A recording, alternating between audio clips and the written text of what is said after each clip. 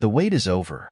This is the final chapter you've been waiting for, where all the secrets unravel and the ultimate reckoning takes place. Get ready for the intense conclusion to this unforgettable story. We were about to start breakfast when April said, "Daddy, the chief of police is coming." That got our attention, and we turned up the volume again.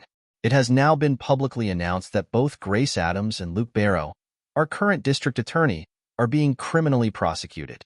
A task force from across the county is being assembled to investigate. I thought that when a person's behavior becomes public, the masses cannot publicly accept what they do privately. Hypocrisy rules our society every day. After breakfast and cleaning up, I sat my 3 children down at the table. I showed each of them a copy of the letter my father had received.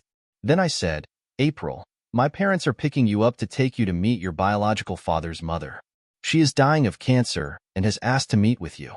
There's a very good reason for that, but I think it's best to have the woman you're meeting with explain it to you. As far as I'm concerned, you are my daughter and always will be. Other than that, if you have any questions, ask your grandparents. Amy, will you help your sister pack for the weekend while I call my parents?" I asked. As soon as the girls left, my son asked, "How do you handle it, Daddy?" "No," I replied. I find myself in a constant struggle to keep my cool. Remember, son, if this ever happens to you, as a father, you have to stay strong for all the other people in your life. With these words, I called my parents and explained where I was. They said they would come as soon as they finished loading the car. They still had an hour before they had to catch their plane. I didn't realize that it was at that moment that my son and I's relationship was forever changed for the better. The 3 of us watched the daughter I had raised leave with my parents to see her biological grandmother for the first time. I prayed above all that everything would go well and that she would return with the same feelings I had. The DA's office looks like a morgue. Grace Adams went shopping for new clothes after her car was towed and 4 tires replaced. Luke Barrow read the lawsuit filed against him. Although they didn't have a direct DNA sample, they had linked him biologically in such a way that there was no way he could deny his parentage. Now all the staff knew the truth about their relationship and years-long affair. This and the fact that they had hidden April Adams's true background was becoming a political nightmare. Under the law, the term fraud was eventually expanded to include the failure to disclose all material facts about a situation. Because of this, Dale filed a civil suit against Grace and against him together. It was looking more and more like they as a couple had been defrauding her husband Ed for years. All the lawyers he had approached said that Ed Adams and Dale Britton would succeed. The same attorneys he had approached so far wanted nothing to do with it. Most of them had already heard what Dale had done the last time he appeared as a defendant. It was noted that most offenses are based on the assumption that a scheme of certain facts will be presented in such a way that they can be challenged. In Dale's case, when he made his arguments in court, most found that by the time he was done, they had no defense. The exposure of their behavior on Facebook and the apparent admission by the 2 that they were trying to destroy an honest man so that together they could seize as much of his estate as possible would have meant little. But because of his position in the community, it became front-page news. Grace had just walked out of a store she had been going to for years because of the quality and uniqueness of the clothes. The last thing she expected was to run into a woman who would ask if she was crazy because she should have known it would end badly.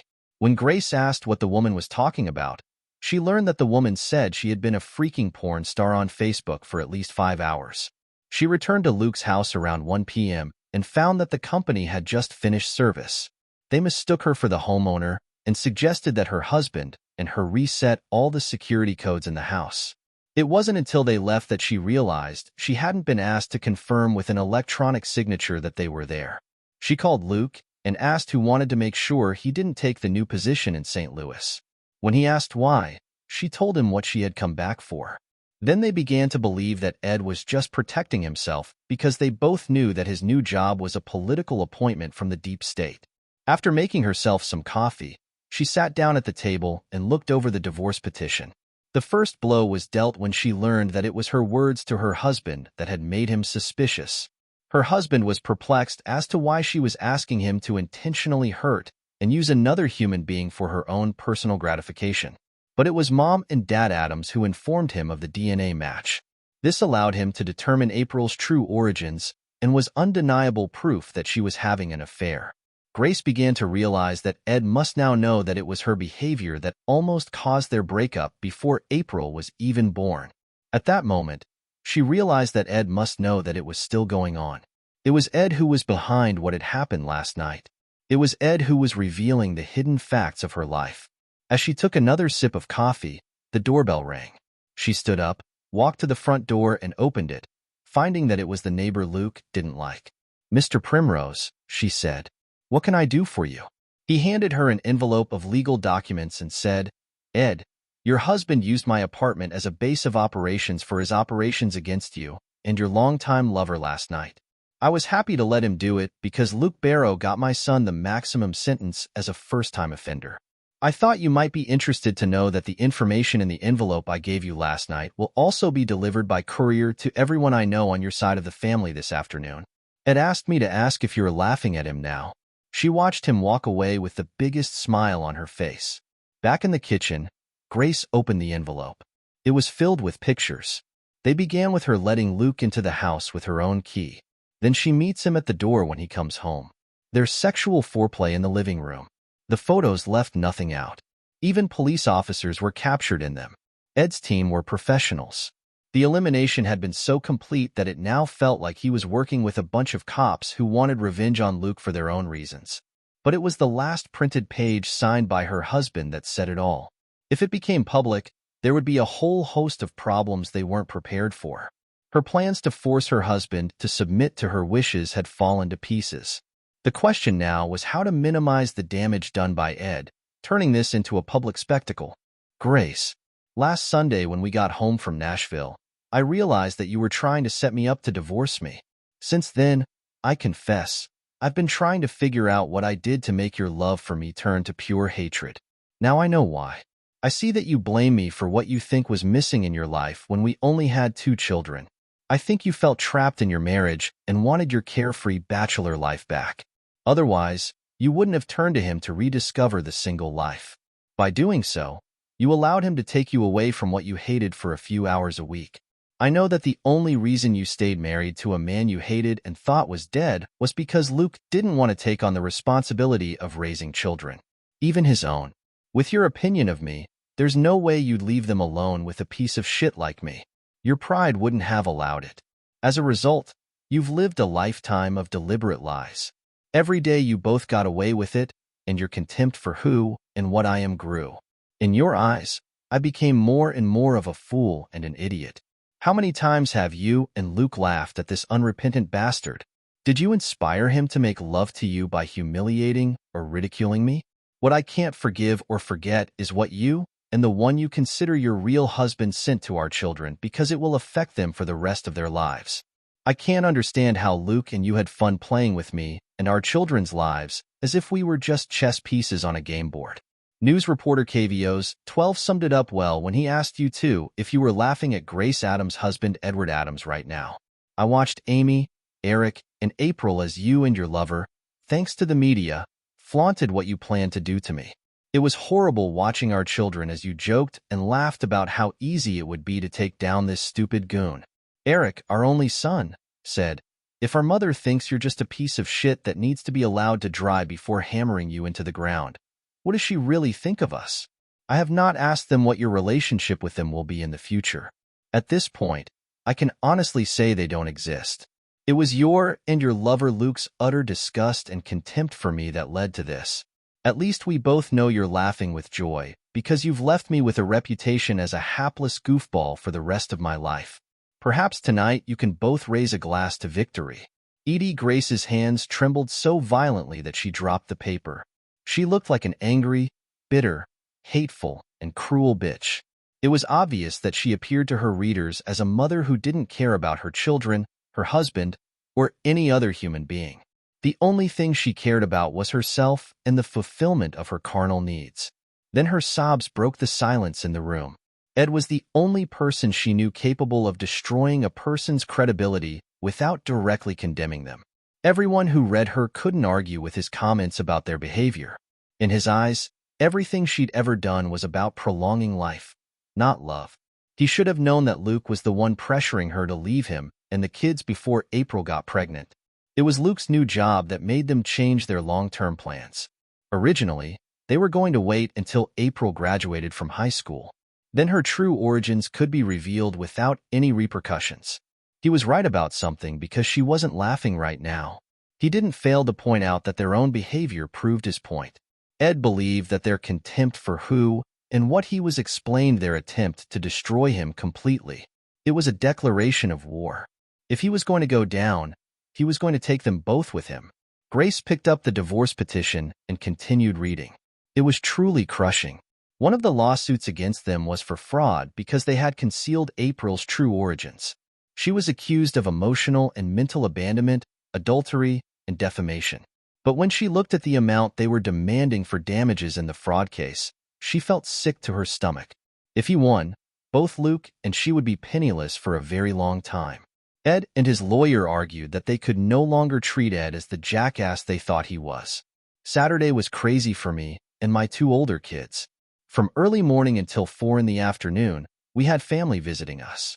Grace's parents, her two brothers, one sister, and their spouses came to support us. Everyone brought one of their favorite dishes, so we would have something to eat. Even my brother and sister came from out of town to check on me. The three of us were overwhelmed with love and support. Each of the people who came had a hard time understanding how they could have been deceived by Grace for so long. They all agreed that what appeared on social media was proof that she was trying to destroy me out of hate. My father-in-law and I grabbed a cold beer and went out on the back patio for a few minutes. "Edward, let him go," he said. "Cora's in the house, so you can have some privacy, and we'll keep them away until you calm down." He stayed with me until things sorted themselves out. "Cora and I plan to change our will," he said. "What should have been Grace's will be divided among your 3 children. She may be our daughter, but I'll never forgive her for what she's become." We had just finished clearing out the house when my dad called. "April met this lady," my father said. "You can definitely see some family resemblance." Their meeting went well. Mrs. Smith seemed interested in your family's situation and got April to openly tell her how she felt about it. That was good to see because she had been keeping things to herself. The lawyer got the blood sample he needed and then invited me in for a private conversation, my father said. He asked me about Luke Barrow, and I told him what we all knew. I learned that his real father was in prison for life for killing his mistress's husband. Luke would have been left his real mother's inheritance if April hadn't come into her life. "Don't worry, Dad," I replied. "Dale Britton got a court order banning him from being within 500 feet of either of us." It was a busy day with many family members from both sides coming to offer their support. We were lodged at Mrs. Smith's estate as her guests. "Your mother felt honored to be treated so regally," Dad explained. "April is staying with Mrs. Smith now. We both like her." Her lawyer said he hasn't seen a smile on the grand old lady's face in a long time. "Hold on. I'll put your mom on the phone." "Ed, I got a chance to talk to Beatrice alone for a bit. She asked me what kind of son you were, and I talked about your life in general, trying to be as frank and honest as I could. We talked in great detail about what had happened over the past week. She told me that you left it up to her to tell April why she wanted to see her. She said it had been a long time since a stranger had shown her such respect, and then thanked all of us for telling her how to handle her estate situation." My mom continued. "She plans to leave everything in a trust in April's name for you to manage until she turns 25. Text me when you leave so I can be there when you bring her home," I asked before hanging up. I texted April to say we all miss you and send hi to Dad.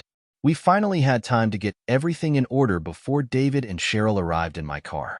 I had to apologize to her for forgetting to return it. "The police chief sees a chance to take out Luke Barrow," Cheryl said. "He and Dale are working together. Dale has handed him some questionable items for the investigators to look into." When I got back, all the staff were gloomy and upset, David says. I told them in general terms that some of us had been aware of what was going on for most of the week and had helped in any way we could. "It's been an emotional roller coaster around here since Thursday night," I said. "The kids still have a hard time dealing with it at times, so I'm taking Monday off too. Have you heard anything about Grace?" Cheryl asked. "Not since Thursday night," I replied. "Luke and her are probably busy doing their own thing since they've made it publicly clear how they feel about us. My youngest daughter called me early Sunday morning and asked if she and her grandparents could come home late on Monday. I gave my blessing if her grandparents would agree. She thanked me for making her go. I asked why. April said that Mrs. Smith made me accept the fact that it was not my fault that her mother's infidelity had brought me into the world. Mrs. Smith made Daddy understand that we were all innocent victims and didn't deserve what her son's and my mother's behavior had brought upon us. I love you, Daddy, she said before ending the conversation. On Monday night, Amy, Eric, and I watched my mom and Dad pull into our driveway. My parents looked stressed and tired. As soon as she got out of the car, she immediately rushed into my arms. I had to admit it was nice to have my youngest daughter home. Her father opened the trunk and brought in her suitcase. Eric immediately carried it into her bedroom. Then the three of them went to the family room, so April could tell them about her new grandmother. This gave my parents and I a chance to catch up. We went into the kitchen. While I made fresh coffee, my parents told me about their impression of Mrs. Beatrice Smith. When we left, she was calm, my father said. It was like she had reached a point where she was ready to accept her death. Meeting April and having April accept her was important to her. Mom pulled an envelope of legal documents out of her purse and handed it to me, explaining this was given to me by her lawyer per Beatrice's instructions. I opened it and pulled out the letter. Opening the first thing I noticed was a check for $50,000. The letter was short and to the point. The great lady thanked me for granting her request. She was informing me that before I contacted her, she had already lived beyond her life expectancy. DNA confirmed the biological connection. April is a beautiful girl. You have raised her well. Use the resources I have given you to get through the difficult time you are going through, and don't forget your values. I gave it to my parents to read. It was hard to realize that my parents and I may have fulfilled a man's dying request. Over a cup of coffee, I explained to them everything that had happened while they were on the trip. I told them that I felt that emotionally, everything was behind us as a family, and that we would be back to our normal way of life starting tomorrow. The rest of the week went smoothly. Grace tried to contact each of our children by cell phone and was told not to call again. The corporate headquarters was thrilled that I was no longer leading sales meetings and began looking for a sales manager for the first time in 10 years. I was sitting in my office going over the month sales figures when Kathy poked her head through the door saying, "Shit hit the fan." I looked up at her and asked, "What now?" "I received a letter informing me that your latest letter to Grace was published on a Southeast Missouri newspaper website." I went to the website and found the Speak Out section to open it. Katie came over to my desk and started reading, looking over my shoulder. By the time she finished reading, she was sobbing.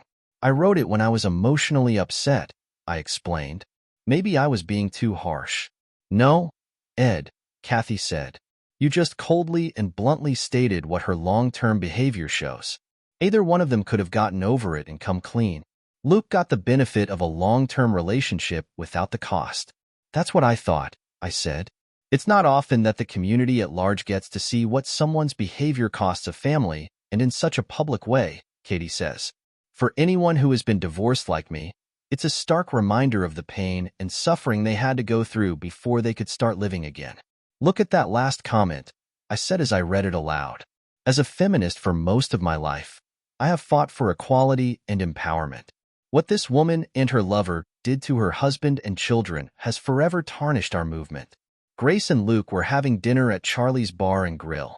The place is usually packed to capacity on Friday nights, but tonight there were only empty tables around them. When they asked the waitress why, she explained that there were people waiting for us who refused to show up publicly near you. The waitress said it was probably because many people had read the publication of your husband's last letter to you, Mrs. Adams, on the Southeast Missourian's website. Grace and Luke asked for the bill and quickly left, knowing that they had better stay as far away from society as possible in the near future. Both of them had to accept that their world had shrunk considerably because of their behavior. As they were leaving, Grace noticed her mother and father sitting at a table waiting for their order. Grace headed toward them. Luke followed her. When she spoke, her father looked at them and said, "Mr. Barrow, I suggest you get your whore out of here and let my wife and I eat in peace." Grace left the restaurant in tears, finally realizing that if she went too far, there was no turning back. She had to live with the consequences of what she and Luke had done for the rest of her life. When they got back to Luke's place, they went to the website and saw for themselves what was being written in the comments. It was clear to both of them that the public hated them both. 3 months later, I sat in the passenger seat of my car and watched April drive. We had left this morning to go to Wichita, Kansas, since we had learned that her grandmother Beatrice had passed away. We were on our way to the airport to take the private jet that the estate provided us. April was having a hard time with this, as they had grown close through constant phone calls to each other when she returned from her trip. Amy and Eric helped me a lot, and all four of us became closer as a result. They both encouraged me to start dating, but I kind of kept quiet about it. Once burned, twice embarrassed. Luke and Grace were now living in St. Louis. The feds had authorized him to start work early. The county was happy to get rid of him early if he paid back over $45,000 in questionable expenses. They were now living in a rented 2-bedroom apartment in case they had to declare bankruptcy because of an impending civil suit. Under Missouri bankruptcy laws, they could only keep $10,000 each. Our divorce was finalized in accordance with state law. Grace was to pay me child support while they were in school and cover 50% of their living expenses if they lived on campus. The civil fraud trial was due in 2 weeks. My children still refused to talk to their mother, as did her relatives. She had experienced firsthand that people can take so much crap that they then leave for good. April had to endure a meeting with her biological father, organized by the state child welfare agency. It did not go well for him. She told him that his mother had told her that he, like his real father, was a drug addict who should not be allowed near any woman. In the presence of child welfare officials, April told him that both her mother and he were dead in her eyes. We attended her grandmother's funeral. Afterward, the lawyer revealed to both of us how large her inheritance was. It was overwhelming for both of us. As trustee, after discussing it with our daughter, we decided to sell her grandmother's house with all the contents except for personal jewelry and a few photographs that April wanted to take. We got home. The school year was winding down. I was getting ready for the first day of court on Wednesday when April walked into the den. "Dad, can you arrange for Luke, Mom, and their lawyers to meet with the two of us and Dale on Tuesday?" April said, "I think so, but why?" I asked. "I want them to see the real cost of their actions," April says. "Grandma Beatrice suggested that to me. I called Dale and we made a deal." It was a beautiful sunny day as we sat with Luke, Grace, and their attorneys. "I requested this meeting," April said. "To my biological father, I want to inform him of the following: the whereabouts of your father and his request to visit him in prison. He is serving a life sentence for the murder of his mistress's husband. You must realize that you are the product of a rape committed by a distant cousin when she was 14 years old." April handed him a sealed envelope with his name on it. I savored the expression that appeared on Luke and Grace's faces. "You both should know that my biological grandmother left me over $100 million to be held in trust for my father, Edward Adams, until I turned 25. It would have been your Luke if she hadn't discovered me," April stated. "When she found out how I was created and what came of it, her views on morals and standards snapped. That's when she discharged you. In my grandmother's eyes, what you both did was disgusting. Dale Britton, my trust, will be paying my father's legal bills," April said.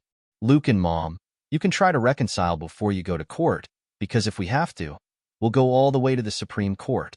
Mom, you have to realize that even though you created me in sin, that doesn't give you the right to deem it acceptable." Thankfully, my biological grandmother made me realize that it is my father's views on morals, principles, and standards that make me. Yeah, I left that meeting both proud and humbled. My daughter had said it all. What would happen tomorrow didn't matter because today I was blessed with what really mattered. Thank you for joining me on this journey. The story has reached its intense conclusion, but the emotions and lessons will linger. Don't forget to like, comment, and share your thoughts. Stay tuned for more gripping stories coming soon.